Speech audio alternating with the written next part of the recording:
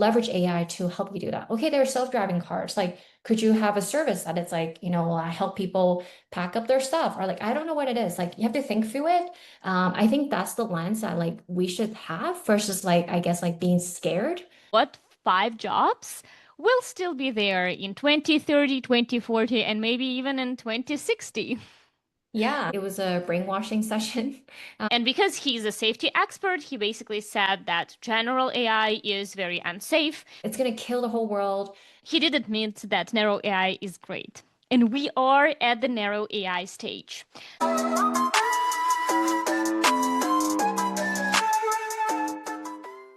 Hey everyone, welcome to another episode of SaaSy Moms. I'm Wendy. And I'm Anya.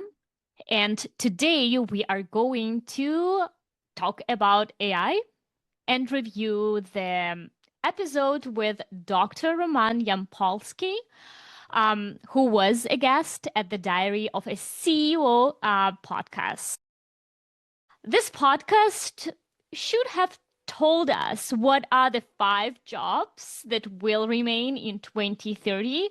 However, unfortunately, after watching it, they didn't really talked about these five jobs. But, me and Wendy did some research and we want to elaborate a little bit on it and we want to talk about it. We want to review it, do some conclusions, and at the end, we will provide you our opinion on what five jobs will still be there in 2030, 2040, and maybe even in 2060. Wendy, what do you think? After our last episode, we kind of concluded it's like, hey, I had a chat with my nephew. He's going to university. He doesn't really know what to study. And I was actually really looking forward to it, this episode, when you forwarded it to me. I'm like, yes, I will get my answer. But unfortunately, we didn't get it. It was like a quick bait, and I hated it. Like, it was like I listened to the entire episode, it was an hour and a half long, and I didn't get anything out of it. So I was really, really disappointed. Can I just talk a little bit about like kind of how I felt about this episode? And it's a good learning for me too, because we're doing podcasts, is like the title should, be actually what the episode should be about. And also it's like I felt more like it was a brainwashing session, to be honest. It was like trying to stop people from developing this like super intelligent general AI. And the doctor was like, it's gonna kill the whole world. And I felt like it was more of a propaganda than anything, to be honest. And I don't know, it actually reminded me of some of the really bad professors I've had in university, where they're just super grumpy, super opinionated, didn't want to hear anybody else's opinion. It's like they're the best, they know everything. That was just my opinion. And it kind of also reminded me of like the Black Mirror stuff. It's like, Oh, yeah. these like scare tactics, like it's gonna kill the whole world. I know AI, it is scary. There's a lot of use cases for it and all that, but it's like, I don't know if it was the intention, because the title said it was going to review was the top 5 careers that you should pursue. And I wanted to learn about that. So here we are, trying to understand a little bit more about that. And then also it's like, there was a lot of terms that were talked about, like general AI, narrow AI. And I don't know if like, the all of us have a common understanding. So I think that's what we're doing in this episode, trying to form a basis of like, okay, what is actually AI? Where are the use cases? And let's discuss actually what the jobs will be in the next, 10, 15, 20, 50 years. Yeah, yeah. So should we, I agree with you. Wendy, do we want to do a little spoiler and then just I can summarize what this episode kind of talked about?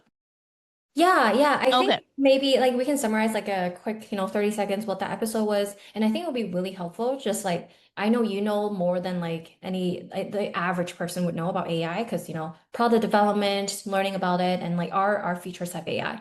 So I think it would be really beneficial for us to kind of discuss like, hey, what are the differences in the different AI and things like that? Yeah, yeah, yeah. So, again, next 30 seconds will be spoilers, so do go and watch this episode if you don't want to learn about our opinion.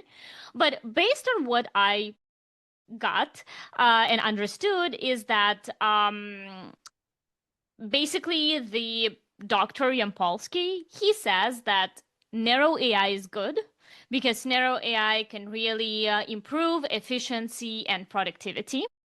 However, what is really a problem and a big danger is general AI and super intelligence or super AI.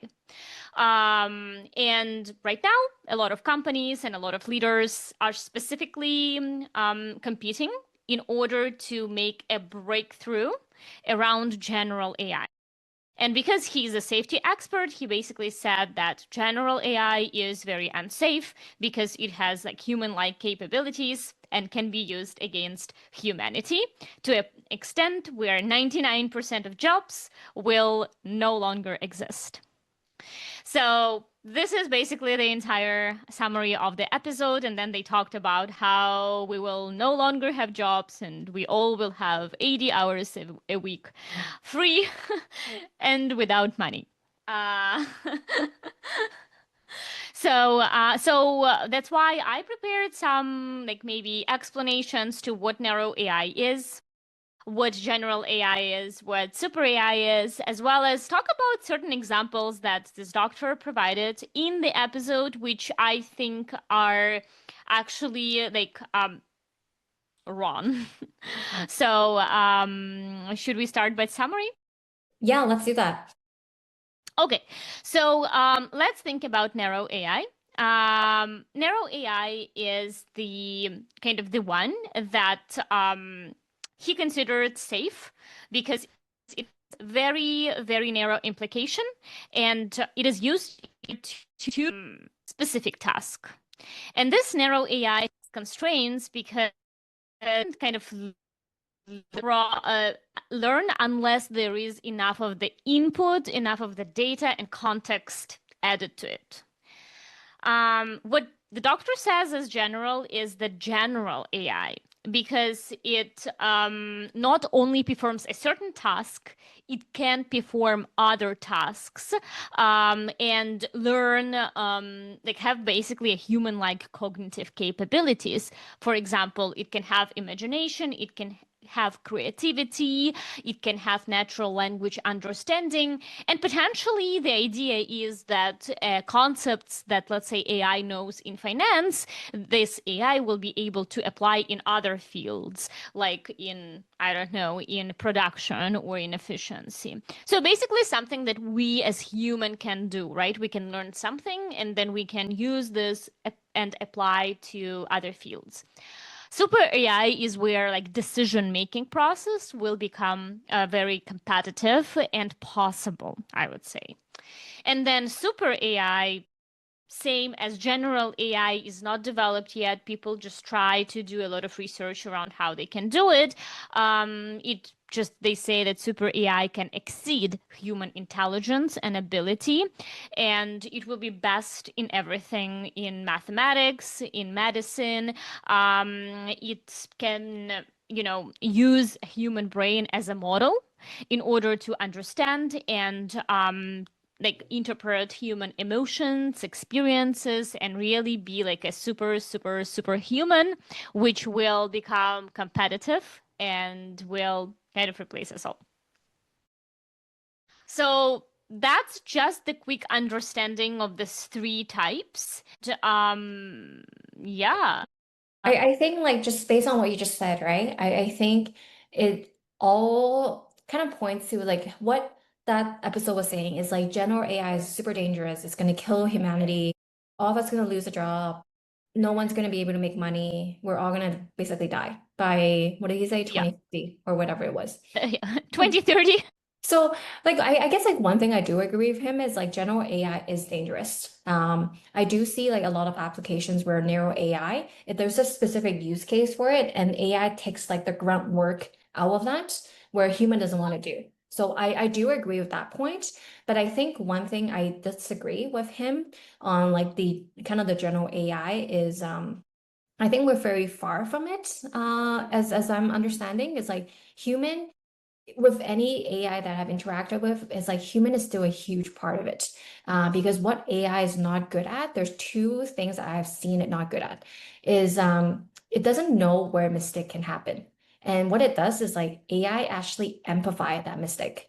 So like if I feed it more and more mistakes, it just amplify more and like creates that narrative that, hey, whatever you implement and gave me is actually correct and it's the right way of doing things. So it just amplify that mistake.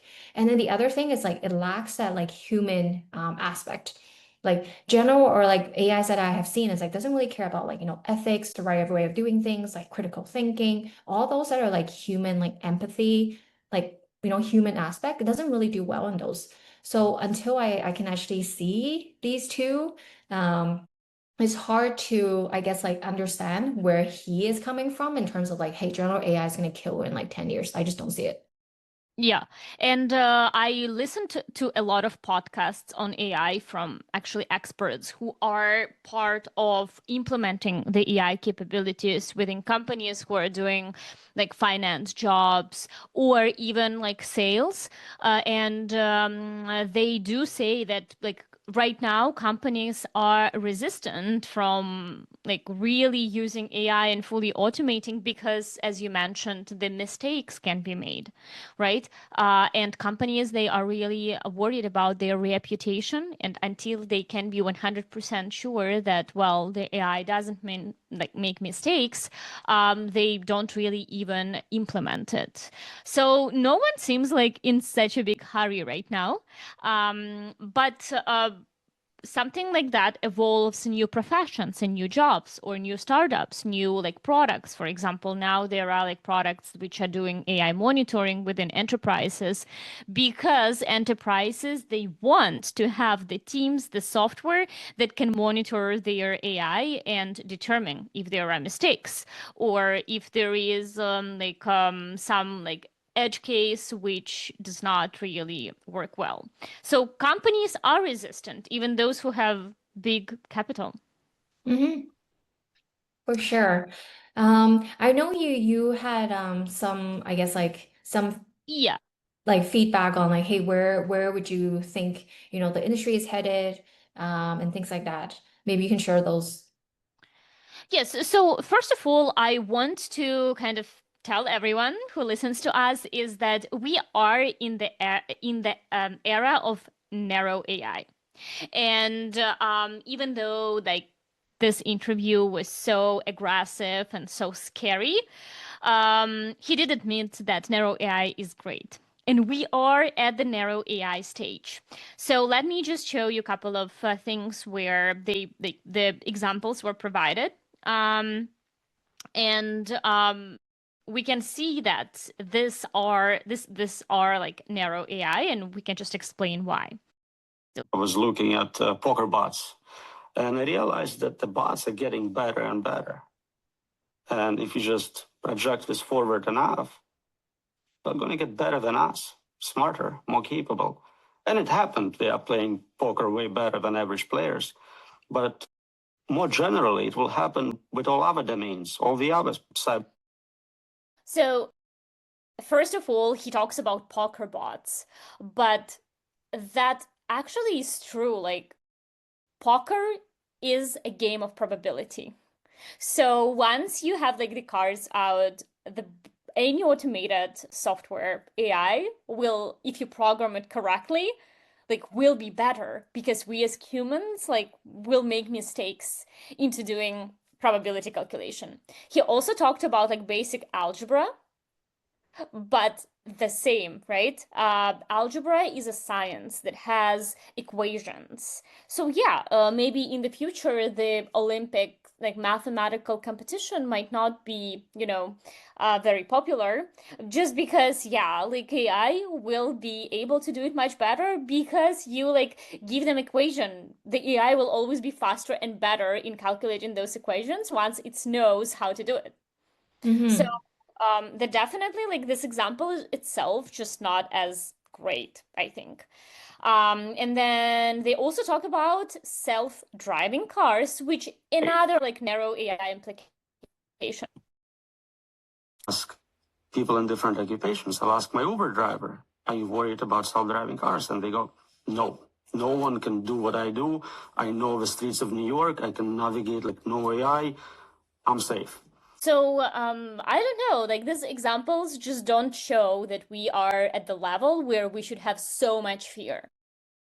Yeah, okay, I get what you're saying. So like all the examples that he has given, actually I didn't even think through that to be honest. So I love that you're bringing this up. But like you're right, like all the examples that he has given are actually all narrow AI. Yeah. Like we're nowhere close to general AI. By definition, like narrow AI, there's like a specific outcome that you're trying to achieve through the leveraging of AI and like eliminating some of these mundane tasks. And the examples that he has given, it's all like about narrow AI and haven't seen actually, the general AI usage. And I think this actually brings up a good point. Even like, during the rebuttal of the person that is like actually a taxi driver is like, hey, like no one can replace me. No one can do that. That's also delusional, unfortunately, Yeah. because, like I think we're in this reality where AI is gonna, eliminate some of these like mundane jobs that, could actually leverage AI to do a little bit better. And I think versus like I think the mentality that I think a lot of people should have, and I want to even explore this is like it's like AI is coming. How do you protect your job by like doing things that like are more you can protect yourself as a human. Like if you're a taxi driver, like what can you do? Like what are some of the key things that like would make you more human? Leverage AI to help you do that. Okay, there are self-driving cars. Like, could you have a service that it's like, help people pack up their stuff? Or like, I don't know what it is. Like, you have to think through it. I think that's the lens that like we should have versus like, I guess like being scared, which is Yeah. what that episode was about. And I think that's why I was like really not really like just I just don't feel like that episode really helped people. And I think that was why I was like, hey, I have a lot of opinion on this, Anya. Yeah, for sure.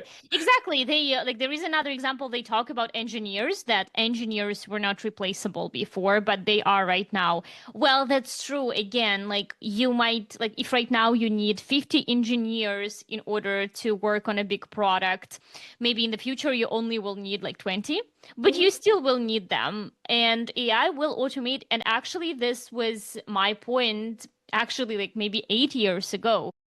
Always said, well, I value engineers, I work with them, I love them, but they are replaceable because if you give like code has specific input. So yeah, Mhm. if you give this input to an AI, you will get an output with the help of AI, but there might be still need a human who will, coordinate and create this like more infrastructure and orchestration of how this code like interacts with Mhm. another piece of automated code generated by AI. So Yes. yeah.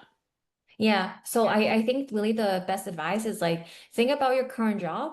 Where can AI replace? And like start planning like how do you strategically add more value to your role? And like how do you expand your skill set that AI cannot take away? Because you know what AI can do now. You've seen these examples, like, and I Yeah. think it's like the narrow AI. And I think that's really the best way you can like protect yourself and your skill set. Hmm. Another argument that I have, Wendy, around the AI is that, I mean, even with self-driving cars, regulation is important, right? Mhm. Regulation is important because at the like when the incident happens, who is at fault? Is it a self-driving car, or is it a company that manufactured this software for the self-driving car, or is it a person who actually was driving a real car, right? Like how the self-driving will even like live together with the human like driving. Yes. That's a lot of like questions, how the cars will even be, let's say, like right now I drive like old car from 2010. So what will be the point for me to even replace this car into a self-driving car? So I feel the timeline was also exaggerated there. They talk that, oh, by 2030, there will not be like any jobs you can work on. But then at the end of the day, likely it's also not true because there is entire infrastructure that needs to be set up in order for AI to even exist in our lives. Hmm. Like think about like replacing nurses in the like let's say nurse can be replaced, right? But how much how much processes need to be defined edit, replace, like who will manage those processes too, right? Like every hospital is also different. Even if you buy a robo nurse, how much money will it cost? Is it going to be a test pilot? Is it going to be like all nurses suddenly will not have a job? So I don't understand how, from the infrastructural perspective, this works, because it requires a lot of work to just, integrate it into your business. No, I agree. Yeah. Which is 2030. So we probably will have humanoid robots with enough flexibility, dexterity to compete with humans in all domains, including plumbers. We can make artificial plumbers. Right, they're controlled by AI. They're always connected to the network, so they are already dominating in many ways. Our world will look remarkable. Isn't it funny they like show an example of how a robot can pick up a spoon and stir? And that's why, actually, it's funny because I actually didn't watch it. I was listening to it for a podcast. So seeing it for the first time, I'm like, wow, like the disconnect on like his predictions and like where we're at. And not to say like maybe he knows something that we don't, that like we're advancing, general AI and all that. But all the use cases that we have seen that are actually useful are really just narrow AI. Exactly. And it's just like this robots, they remind me, because like to develop this robot, you can imagine it's a lot of physicists who like really learn how our fingers work, right? It's a lot of mathematicians who really understand how brains work, like how to program. Just imagine a robo plumber. Realistically, it's like it's a plumber who, first of all, he needs to come to your place. So is it going to be coming on a self-driving car? But then, like, let's say there are tons of home layouts. There can be stairs. There can be just up. There can be stairs down. There can be like flat surfaces. How it will navigate, like how much work is needed to for this robot to even navigate towards a place of emergency, right? How will a robot discover where even the plum like he needs to go? Like a what like right? Then like investigate the situation, then like fix it, then come back, having all of the materials ready with him, somehow deliver. Like it just to me It's a sounds lot. like if you rationally think about it, it just sounds like very advanced. Yeah. Well, even if And you think about it, like if any robots or anybody can do it, couldn't you and I just go and do plumbing? But it's like, exactly, yeah. right, like you know what I mean? Like you can watch YouTube videos and all that, but it's like how much videos and how much data, how much knowledge that you need to know, understanding the problem, understanding like what would actually work. There just goes so much into it. And I think that's the challenge, the disconnect for me when I was listening to this podcast. I'm like, this doesn't make sense. That doesn't make sense. And then it's like, what are we doing here? An hour in. I know. And actually, like I was staying in one hotel in Montreal where there was a robot delivery. But like there were requirements on the size of delivery because robot cannot like place everything into the little storage that it had. And then it had like obviously an elevator and special infrastructure just to have this one little robot delivery. So it was also uncomfortable. It took too much time. It like was, bumping into walls. So Yeah, yeah. Well, I'm actually curious on your take. So yeah. he said, I think one of the most, I guess like dramatic statement that he said was like, hey, I think it was like 99% of the jobs will be replaced. Unemployment rate will shoot up like dramatically. Everyone's gonna like, have no ways of earning a living, all that. What did you think?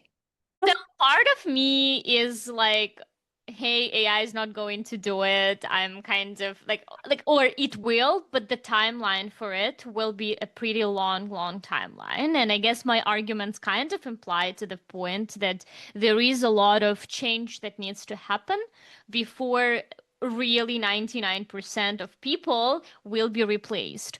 But I'm same like you. I think I'm like, oh, I'm thinking about my child and I need to prepare him for this.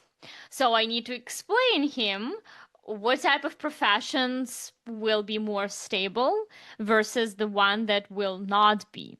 Like maybe to be a cashier is not the best type of job to be, but I think there are still jobs that he can take or like professional paths that he can take in order to be stable and Mm. Can I tell you something funny?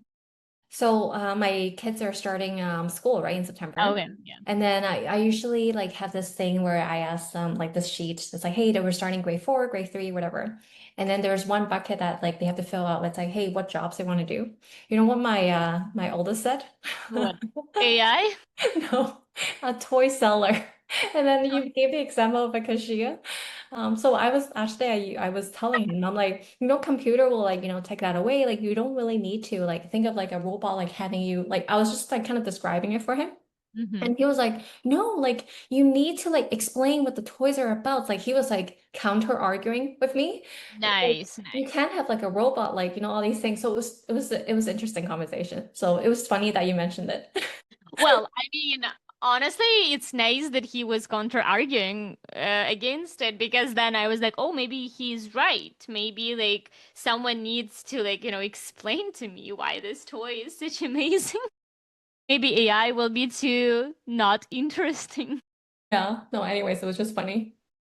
Right. So I know we promised the audience that we are going to talk about like, okay, what jobs are actually going to still be here in 2030? Because we don't want to be, going through an hour and then you haven't heard it. So Anya, do you want to start? Yes. Well, first and foremost, I think that the best job anyone can have is to be entrepreneur because I just don't imagine some, AI like launching businesses. For what? For what purpose? I don't see anyone really being interested in creating even this type of AI. So I think if you run your business, you are in control. You can use AI. You might not need to use AI, but you will be kind of employed and you can do whatever you want. But I guess my kind of argument is like nobody can be like a Elon Musk or like, someone that's like really smart and truly disrupting a era though. Like how do we ensure that? Because like I was thinking about that too. I'm like, I would love to be an entrepreneur. Mhm. But I don't know if I can. Because like what are some of the skills that you think like for somebody that really wants to open up their own business, be an entrepreneur in like 2030, 2050? Like what do you think that would require? I mean, entrepreneurs will still be the ones who will be interested to make money, I think, by Yeah, but then providing like I'm just certain. thinking like I think all of us would want to be an entrepreneur. Yeah. But it's like how? Like what would you recommend like okay going to school for like this, have these soft skills? Like what are some of the things that you think would be like, needed? I mean, I think the biggest thing that will be needed for entrepreneur is more like a type of like, I guess, understanding finances. Just because even if AI can do accounting for you, you still will need to like understand what revenue is, what profit is, how to invest money, reinvest money, I don't know, into your business. So maybe economic degree, if you are interested in it, obviously, like but I guess what differentiates entrepreneurs is more like ability to like willingness to take risk. I don't know how you teach that. You maybe like parents need to teach their children, or they need to go and take maybe some courses on like risk benefit analysis. Creativity, it's about thinking about certain problems and maybe even certain like deep interests in a certain topic. Because usually, like the most successful, let's say, SaaS software or AI software comes from people who were deep into a certain topic. So Mhm. potentially just being interested in like painting if you want to become like own a painting company. Understanding like graphic design if you want to open your graphic design agency. Yeah, no, I agree. Because like I think the reason why I'm asking is like how do we enable this generation to prepare for like a job in like 20 years, right? Like that's where our kids are at.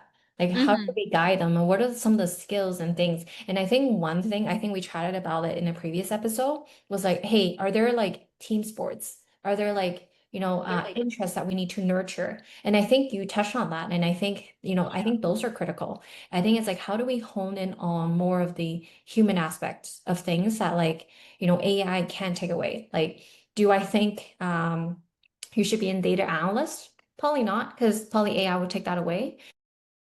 And then like, I can discuss a little bit more, but like I was even thinking, I'm like, okay, like if I need to guide a person that's going into university, what would they need to learn? I almost think it's like a convergence of like the some sort of like technical background and like business. Yeah. And I don't know what that is. Like I don't know enough about like computer science. I don't know anything about like too much about the technical background. But even for myself, like I came from a science background, but I also had the business. And I find those are really critical because the science is like, okay, like you understand like the cause and effect. You understand like you can like hypothesize things, you can like test it. You can like, those are the soft skills that are really important. Whereas the business, like, okay, it taught me the basics, right? Like what is marketing? What is finance? What are all these things? And then like critical skills and things like that. So I Yeah. almost think like I would recommend like anybody that's, going into university the next year, like a convergence of like some sort of technical background and like some sort of business that you get your base and then you can like see where you can like, okay, where can you leverage for AI? What can I do? And like that's what I'm kind of thinking. I don't know if you agree. Yeah. Okay, so I am a little bit on a different opinion because I actually think that traditional schools are no longer the way for our generation to go to, like having a master's degree or bachelor's degree.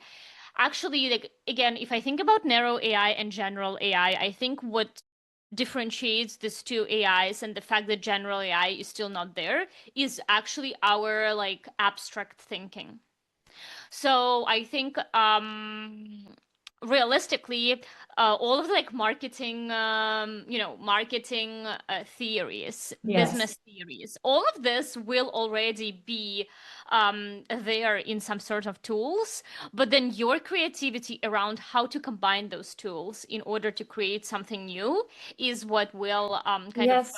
make you stand out. So I actually think that soft skills will become like more important like never before, and something that develops your like abstract thinking, decision making, creativity, like all of these things which we don't know how our mind really works, but it just like suddenly generates this like idea that is so different.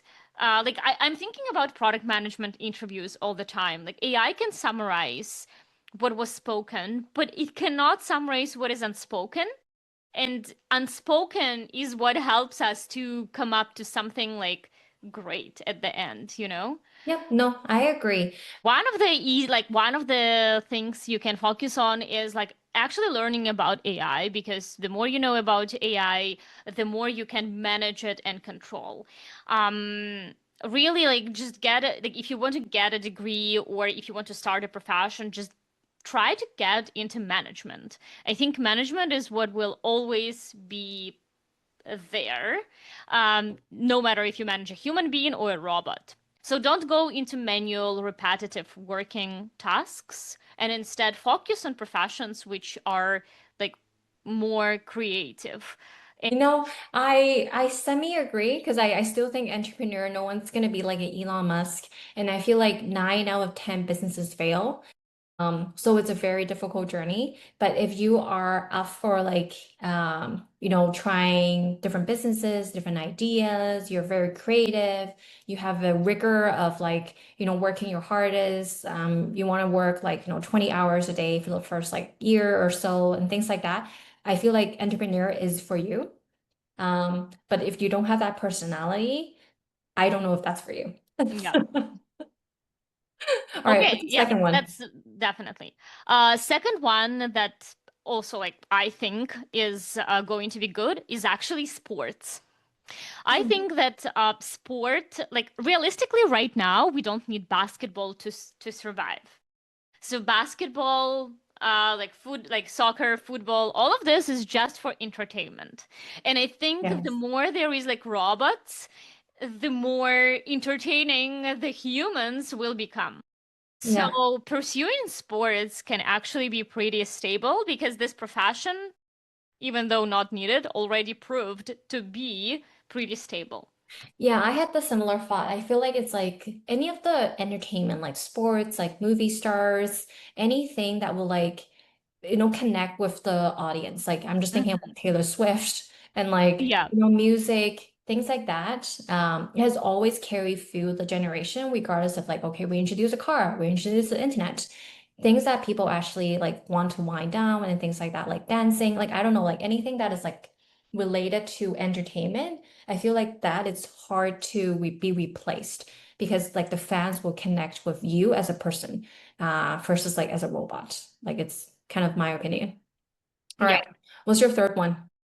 So third one will be a scientist or researcher because the way that breakthroughs are made is through the abstract mind. And researchers, they come to innovation by using this like abstract mind.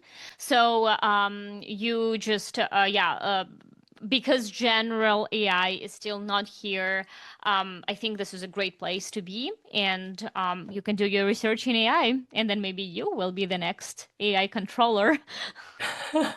So I don't totally agree with that because I worked in a lab and a researcher before, and I Mm. feel like all the tasks that I've done in the past could be easily replaced Oh, okay.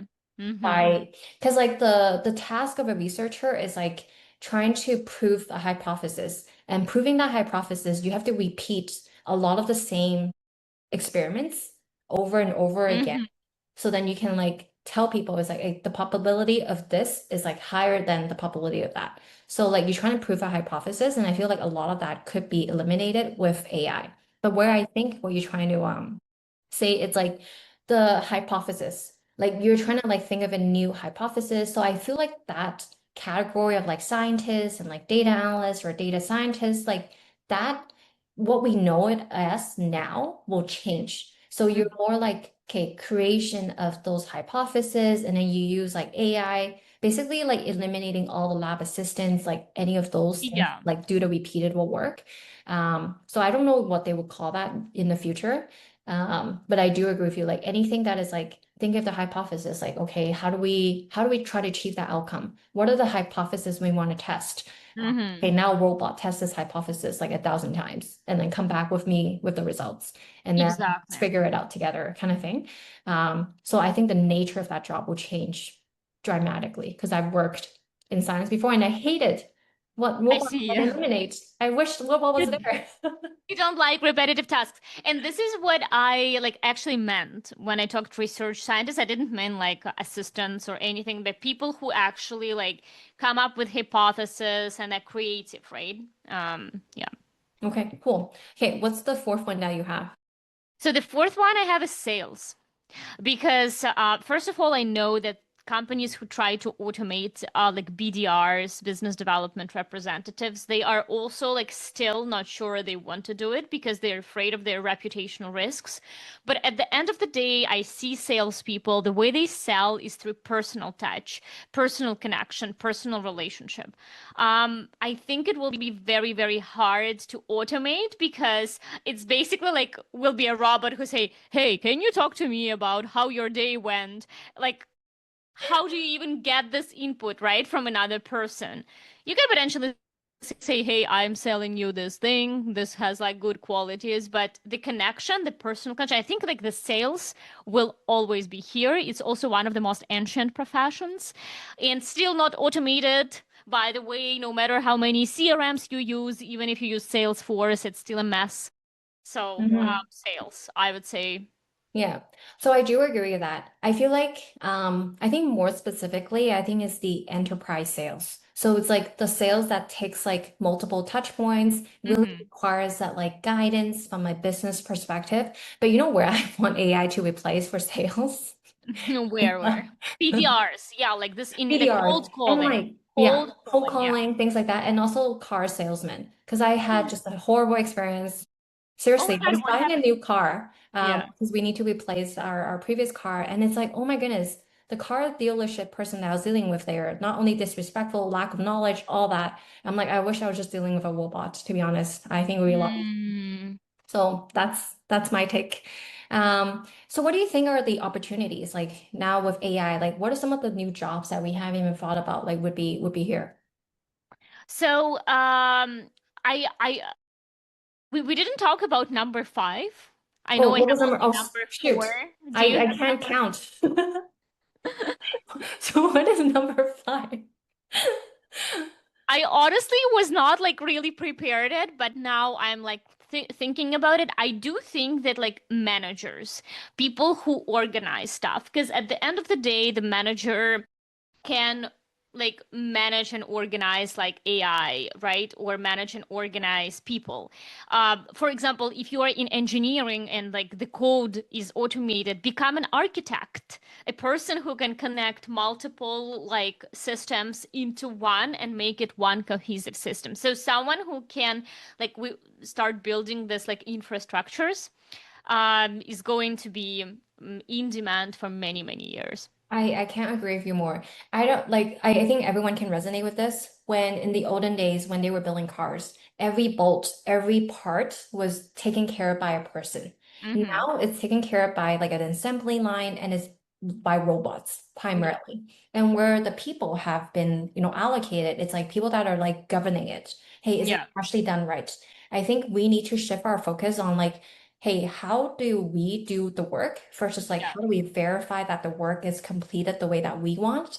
And how Mm-hmm. do we like curate that? How do we ensure the optimization? How do we like, uplift it even more? Like I think that's the mentality I think we should take for the next generation. Like those are the soft skills that like sometimes I don't know if school is teaching you, but Exactly. like that's the problem. Like that's the problem. Like how do I even teach my kids? Like don't go to school? I don't know So how that that's a you see, bias. like Wendy, that's okay. So, like for our audience, we cut a huge piece of our podcast because we were trying to understand how to teach our kids soft skills.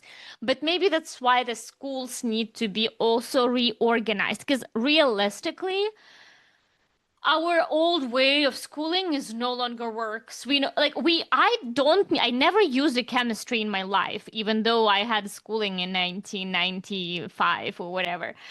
Okay, I was still a little baby, but right now it becomes even less about this knowledge. And now it's more about the soft skills. So I Yeah. think like soft skills, the era of soft skill decision making, critical thinking is what is coming. Yeah, like I'm just thinking about like when I went to school, like my mom wanted me to be a pharmacist, an optometrist, a nurse, a doctor. It's like a profession.